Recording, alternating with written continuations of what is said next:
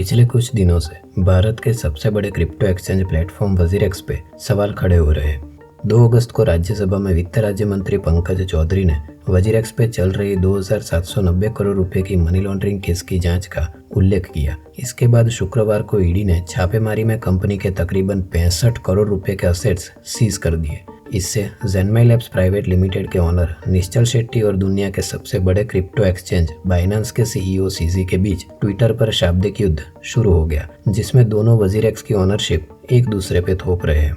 हाल ही में ईडी ने भारत में चल रहे एनबीएफसी कंपनीज मतलब नॉन बैंकिंग फाइनेंशियल कंपनी और उनके फिनटेक पार्टनर्स की जांच की, जिसमें पता चला कि इन कंपनीज द्वारा आरबीआई की गाइडलाइंस के विपरीत प्रीडेटरी लैंडिंग प्रैक्टिसेस चल रही थी। जांच के दौरान ईडी ने बड़ी मात्रा में ऐसा धन पाया जिसे फिनटेक फर्म्स द्वारा क्रिप्टो खरीदने के लिए डाइवर्ट किया गया था और कथित तौर पर विदेशों में भेजा गया था। रिपोर्ट के अनुसार इसमें अधिकतम पैसे वजीरेक्स एक्सचेंज पे डाइवर्ट किए गए थे। वजीरेक्स बाइनेंस में P2P इंटीग्रेशन के बाद यूजर्स को यह सुविधा थी कि वो अपने क्रिप्टो वजीरेक्स से बाइनेंस अकाउंट में 0 ट्रांजैक्शन फीस से ट्रांसफर कर सकते हैं। जांच के मुताबिक ऐसे क्रॉस प्लेटफॉर्म ट्रांजैक्शंस ब्लॉकचेन में रिकॉर्ड नहीं हो रहे थे। 2,790 करोड़ रुपए इस तरह अननोन वॉलेट्स में ट्रांसफर किए हुए हैं जो ट्रेस नहीं हो पा रहे। बाइनेंस के सीईओ सीजी का कहना है कि वजीरेक्स से उनका कोई लेना देना नहीं, वे सिर्फ वॉलेट सर्विस ही दे रहे हैं, जबकि बाइनेंस ने ही नवंबर 2019 में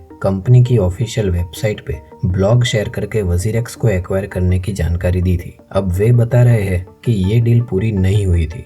अगर ऐसा ही था तो इसकी जानकारी भी पहले क्यों नहीं दी गई, और अब ईडी के डंडा उठाने के बाद ही सीजी बाइनेंस को ये सब क्यों बताना पड़ रहा है। निश्चल शेट्टी ने बताया कि ये डील हो चुकी थी और ज़ेनमाई लैब्स प्राइवेट लिमिटेड बाइनेंस से लाइसेंस लेकर क्रिप्टो टू आईएनआर कन्वर्जन और केवाईसी ऑपरेशंस ही ऑपरेट करती है, जबकि क्रिप्टो टू क्रिप्टो ट्रेडिंग और विड्रॉल के लिए बाइनेंस अकाउंटेबल है और सभी क्रिप्टो और उसका प्रॉफिट भी बाइनेंस को ही जाता है। वजीरेक्स का डोमेन और सर्वर दोनों का एक्सेस भी बाइनेंस के पास है। सीजी ने भी इस बात की पुष्टि की। उन्होंने तो यहाँ तक कह दिया कि वे चाहे तो वजीरेक्स को शटडाउन भी कर सकते हैं, लेकिन वे ऐसा करेंगे नहीं। मतलब शटडाउन कर सकते हैं, कोड का एक्सेस भी उनके पास है, प्रॉफिट भी उनको जाता है, लेकिन मालिक कोई और है।